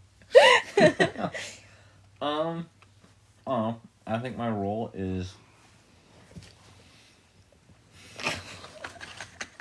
wow, thanks dog. He said, "Get off me, lady." I think my role, and the way I perceive it, is to be a little bit more of that anchor that the family needs as far as knowing that we're taking care of the things that we need are provided. Definitely that provider, taker, care. It's not provide and protect. It's not that I perceive it. It's just kind of a reality of what it is. Yeah, it is. I'm much so that protector and that provider. Mostly out of necessity. I also am willing to do it because I love the family. And I do it because it needs to be done, not because I feel obligated to, but it just needs to be done. It's the right thing to do when you have a family. Is when you have people in your family who can't, you do the things that they can't. And if roles were reversed as far as dude, if you had gotten as sick as I was, like when you got sick and you weren't sure how long it was going to take to recover, you seen me sitting there applying to jobs like, all right, well, he's sick, I'm going to take over then. Like, it is what it is. This isn't a... see, this is the thing, too. A lot of American families, they view marriage as a gender role. My role as a man is this, to be your husband and to be masculine and do only masculine things within the house. And a woman's role is to be feminine and be a wife and do only feminine wifely duties. I like being feminine sometimes. Anyways, continue. I like it when you're feminine, but I also like it when you're freaking feisty, you turkey. I don't view myself fitting into the stereotypical major gender roles within the family unit, because the reality is there's times when I have to soften myself enough to relate to my kids on that emotional level where they need that comfort, they need that feminine softness, so I can change my energy and my tone. And when my daughter or my son is crying, instead of like a lot of dads out there would just be like, just rub some dirt on it, kids don't cry, get over it, right? Boys don't cry, suck up your feelings. I'm sorry, that's utter bullshit. you're a human being, they're a human being, they have emotions, you have emotions. When you deny your emotions and you're not allowed to feel your emotions, you end up becoming an alpha dog, alpha male piece of crap. Red pill. A red pill bullshit. And no offense, I'm not trying to be political, I'm just trying to be factual here. Alpha is a wave length of energy that is so weak it can't penetrate the body. Let's be real too. The study that was done where people are pulling the alpha dog idea was done on wolves in captivity. Meaning it was studied on wolves that are not in their natural habitat. But when you study wolves in their natural habitat, they have an alpha and an omega, which is a female. They have 2 leaders of the pack, a male and a female. They're typically the only ones having pups that season. And they're also co-leaders, right? So it's interesting because the alpha will stay back at the home while the omega leads the pack and hunt, because the female wolves are actually better hunters. That does not mean that male wolves don't hunt, because they do. It's just what has been noticed is more of pack cooperation versus pack domination, whereas in captivity we have pack domination. So it's a very different mindset for sure. We're not dogs, I'm sorry, we're human beings. We are. But different... I'm just saying that study was flawed from the start. Yeah. I'm able to accept those slightly more feminine roles sometimes within the dynamic of being a man, to soften myself to be there for my kids when they need that softer touch, especially if you're not around. Like if you're someplace like with your sister or something like that and the kids need that little bit of a softer thing, I'm gonna give it to them because that's what they freaking need. Yeah. And guess what? My kids trust me. They don't just trust me, they respect me. They respect not because and they're trust afraid of me, but because they know that I'm not going to allow them to be harmed emotionally or physically. Yeah. How do you view my role within the home? She thinks she wears the pants, but really she wears the skirt. I wear both. She does wear both, actually. She does wear pants and skirts. Correct. I think your role is very much so a lot like my role. You're not exhibiting your typical ideals of this is what motherhood is. It always has to be soft and nurturing. No, you're soft and nurturing when it needs to be soft and nurturing, but you're also stern when you need to be stern. And it's like what your new adopted mom says, Tinner, you grow, like your energy grows when you're needing to be stern. You become more, and there's nothing wrong with a woman taking on that masculine energy when they need to take on that masculine energy. Think about this, all right? How many people are single parents and have to put on the role of both the mother and the father? Whether it's a woman who's a single mom or a father who's a single Which dad. may be why I am the way that I am, because I've been a single mom for 5 years. Could be. That could also be the reason why I am the way I am, and understand that. Yeah, because we both did what we had to do regardless of if we were in a relationship. So now we're in a relationship and we both have to do what we have to do. Whatever the gender role is, it doesn't matter because you've survived on your own and I've survived on my own, right? Yeah. We just like surviving together better. I like knowing that I'm protected. I like knowing that I'm provided for. I like knowing that when you come home, right, that's my person. Like that's what I like. Right? Yeah. But on the flip side, I'm also trying to create calm when you come home. I'm trying to create peace when you come home. I'm not wanting to, you're not walking into like, oh my gosh, the kids were so terrible today. Like that is not ever the first thing out of my mouth. The first thing out of my mouth is I'm so glad that you are home. I really need some help. Sometimes will come out. Or I really don't feel good, and I'm so glad that you're home. No, Those are like the negatives. I get the periodically through the day, Alan's being such a pain in the ass right now. I don't know what to do. She's being such a little turkey, or Matthew's being so ridiculous. But that's And Normal it's in a communication. text. It's not like I'm calling you screaming and crying. I'm texting you like, hey.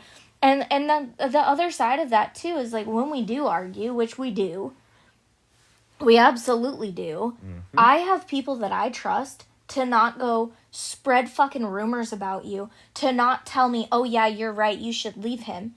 The person that I called today goes, dude, you are flipping out over something that I have literally done accidentally, and this is the first time he's ever done that.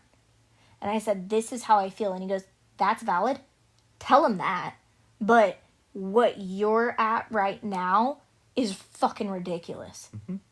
Take a fucking breath. Shout out Redline. That's what I was trying to tell you, Bubble.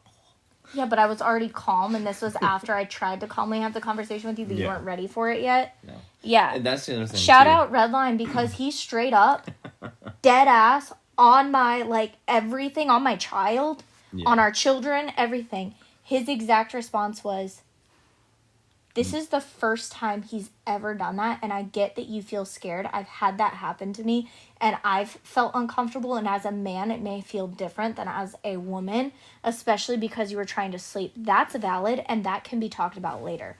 But the way that y'all are communicating is not okay. Yeah. And the energy that you have about this, you're gonna lose your person if you keep talking like this. You need to be the first one. Like, you deserve an apology for leaving the door open. Fine. But you're expecting yourself from somebody else. Stop. Yep.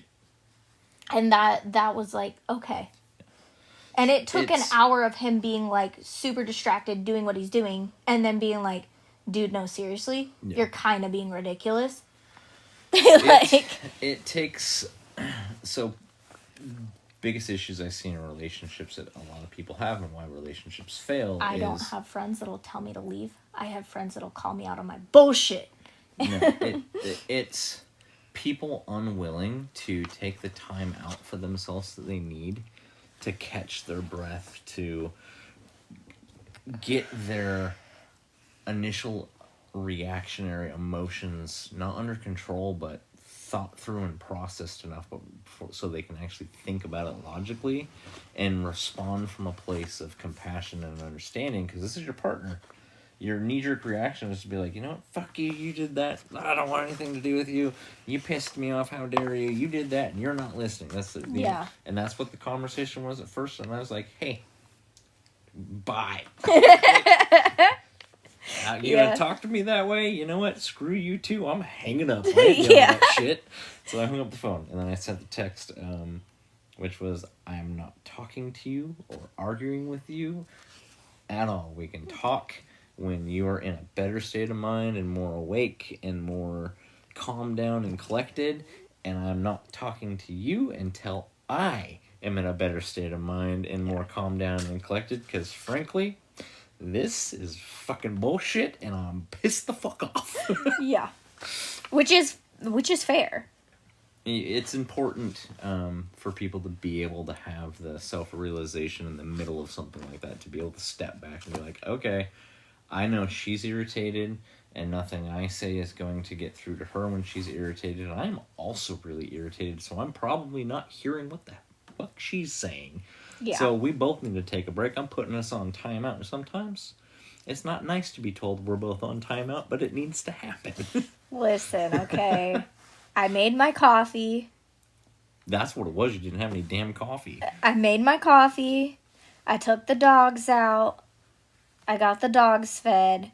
I called you back. You weren't ready to have the conversation. We hung up.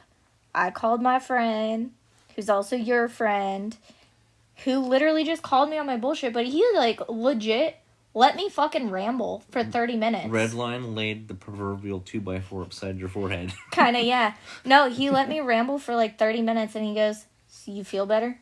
And I was like, yeah, kinda. And he goes, cool, I'm glad you didn't do that to him, because that was ridiculous. Yay, Redline. Yeah, and, like, that is why when I finally meet him, I'm kissing him on the lips for that.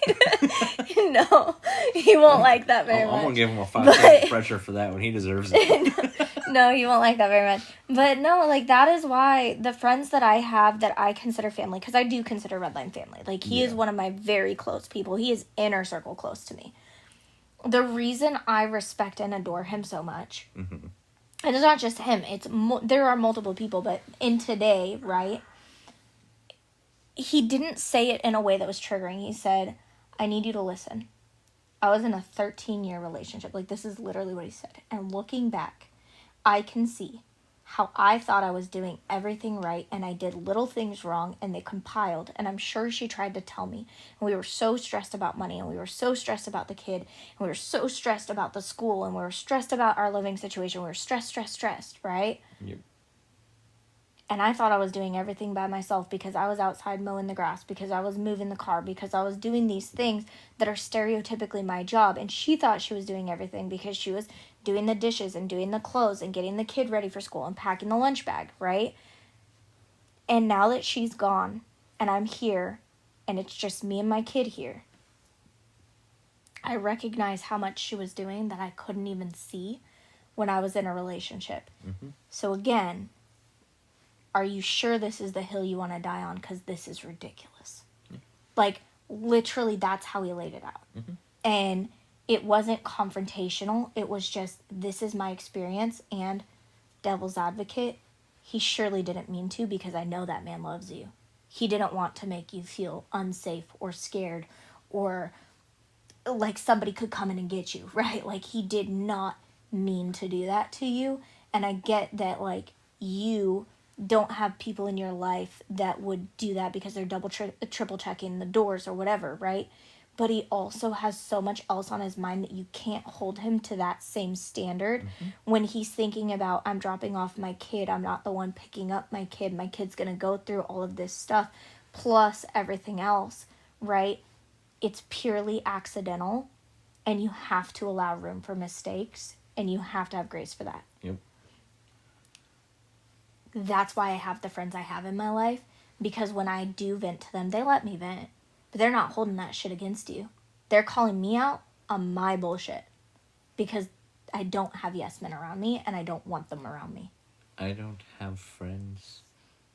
Your friends are my friends. It's fine.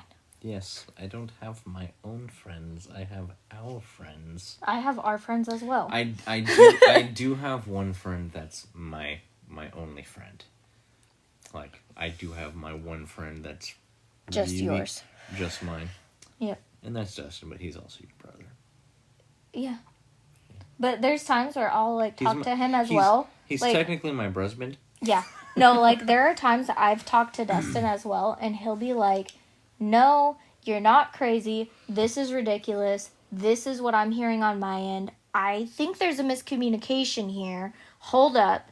Yeah, the miscommunication's there.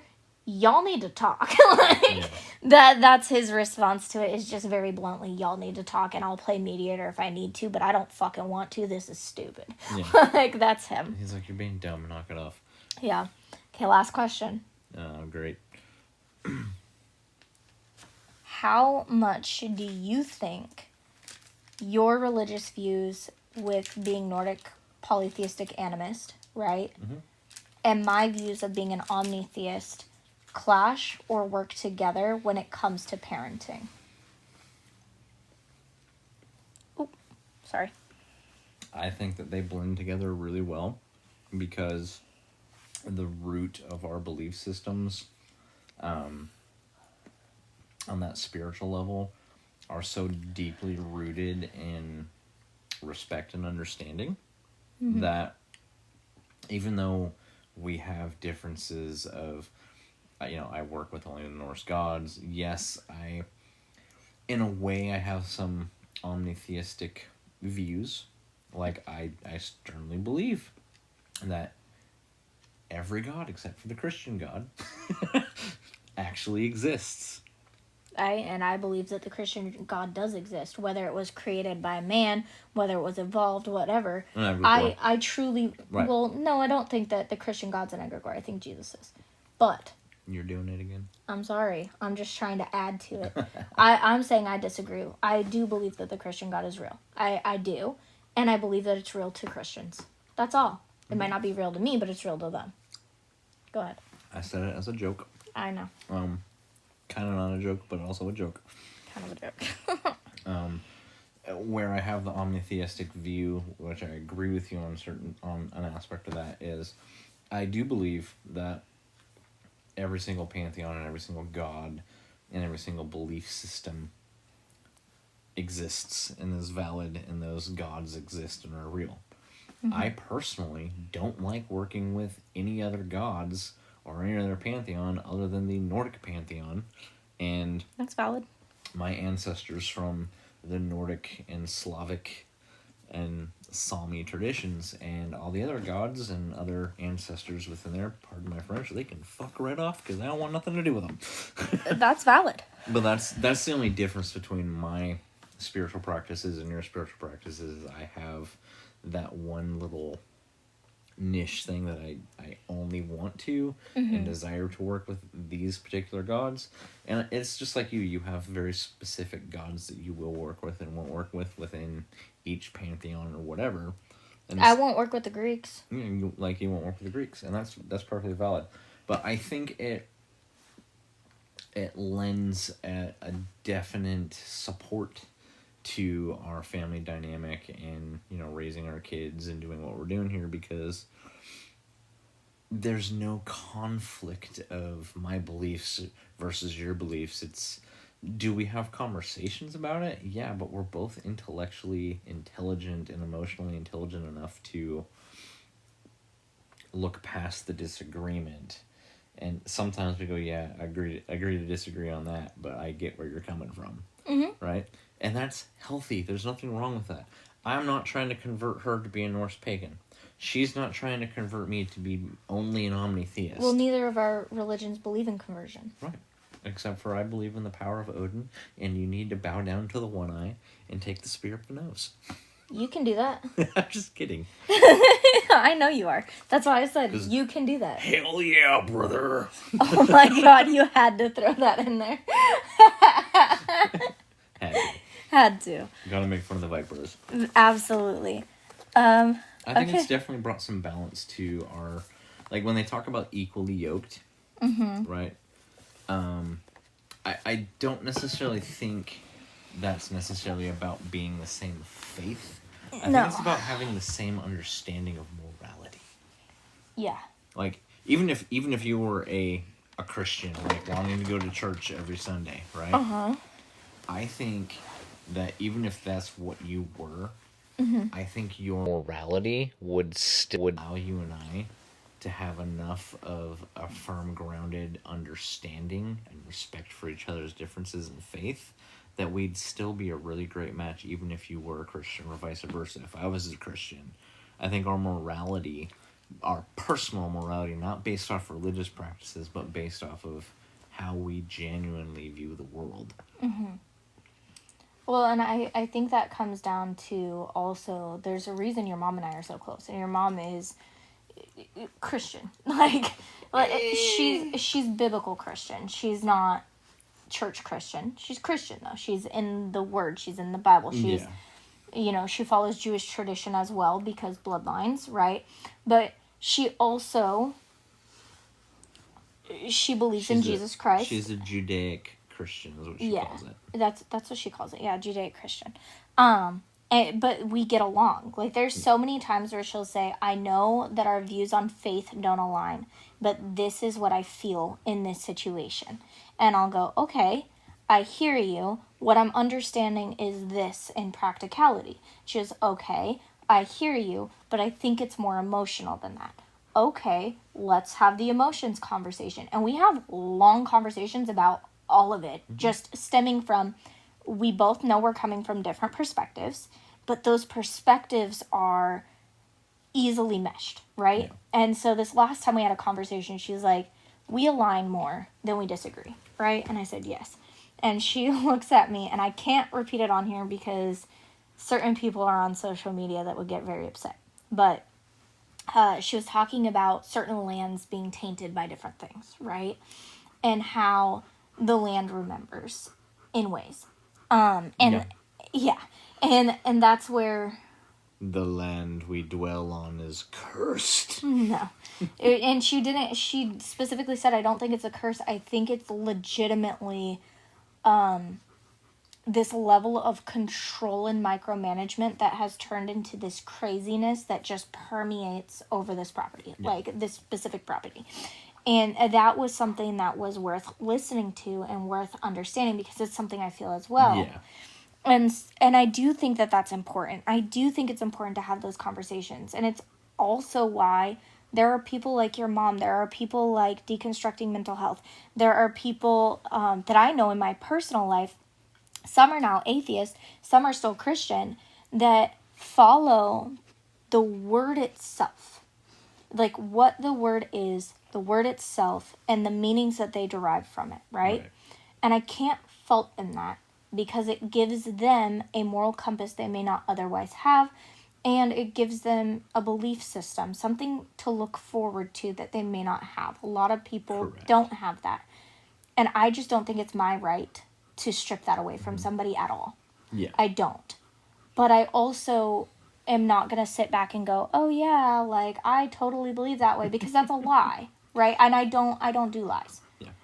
But I think that our religious, and I don't think that if one of us was Christian, we would mesh very well, because within Christianity, there's a level of indoctrination that happens. There right? is. And that indoctrination is very deep, and it says that if, and it's taught, it doesn't say in the book, but it says within the teachings of the current churches that if your partner isn't Christian, then you have to work the rest of your life to convert them so that you end up in the same place, right?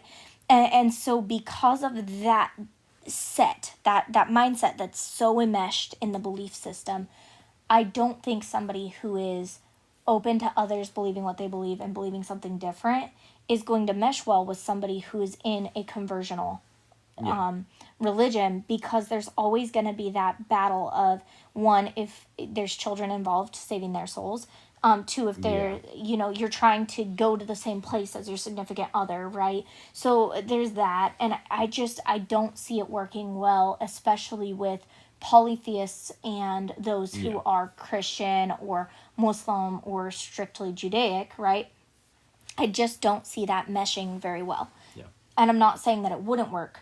I'm saying from my experience, I don't think that it would be as cohesive as it is with both of us being super open. Yeah. Anything else you want to say? You don't know me at all. I'm just kidding. Wow. I'm just kidding. Smart ass. Wow. I get what you're saying, and I agree to an extent with that. I don't know. I tried to do the whole Christian thing back when I was married to a Christian, and I even being raised by my mom and learning about Christianity and having to read the Bible and all that stuff, I've always had the same type of open thoughts about other people's faiths, and never really, like, I don't care if you believe what I believe or not. Are you a good human being? Right. That's all that matters. Like, what people miss about the so-called teachings of Jesus is it wasn't about being the best Bible thumper you can be and speaking loud and proud and converting people. It was being the best human being you could be to other human beings. Mm-hmm. Showing actual compassion and understanding. Why is it that pagan people walk the earth today and are more like Christ was than all these freaking major church Christians? Makes no damn sense. Anyways, that's my last Because religion's been politicized. That's why. It's been weaponized. Mm-hmm. Thank you all for hanging in for this episode of I Got You Safe, Babe, and the hard and the fun conversations. We are going to be logging off and getting everything uploaded to where it needs to be, including Spotify and YouTube. So if that is somewhere where you would rather listen to this than sit here and listen to us just ramble, it will absolutely be available. I know this is going to be a longer episode, so I do thank everybody for hanging in, communicating, and being a part of this. For everyone who gave gifts, thank you so very much. For everyone who sent likes, thank you so very much. I know that I wasn't able to really respond while we were doing the podcast section, But tomorrow I will be going live for an open mic conversation on some stuff, and then I do have some interviews to conduct, and we'll do so tomorrow as well. Thank you again to everybody for being around, following, liking, sharing, gifting. You guys are really, truly the force that makes us able to create. I know that it's been a while. Custody has been all over the place, as well as our schedules have just changed a lot, which has caused a lot of strain, including health issues and things of that nature. So we did take a break, but we are back. Thank you again, and thank you everyone for being here. I hope you are enjoying us recording live on TikTok, which is allowing y'all to participate as we go. So thank you all so much for being here. I do truly appreciate every single person who has dropped by, everyone who has stayed, everyone who has popped in and popped out. Y'all are really truly the people that make this possible. So thank you again. Have a great rest of your day. Bye. Raven Findings Gifts and Treasures is a wonderful company out of West Virginia. They make multiple different statues, art, portable altar boards, and drinking horns. If this is something that interests you, please reach out on their Etsy store for any of their products there, or check out their TikTok page as well. Oculus 3 Knives is a wonderful heathen creator who hand forges these amazing blades and sells them directly from his TikTok page. If you are looking for the blade that might just suit you and your needs, you should absolutely check out his channel and reach out to him to make sure that you are getting the blade that you desire.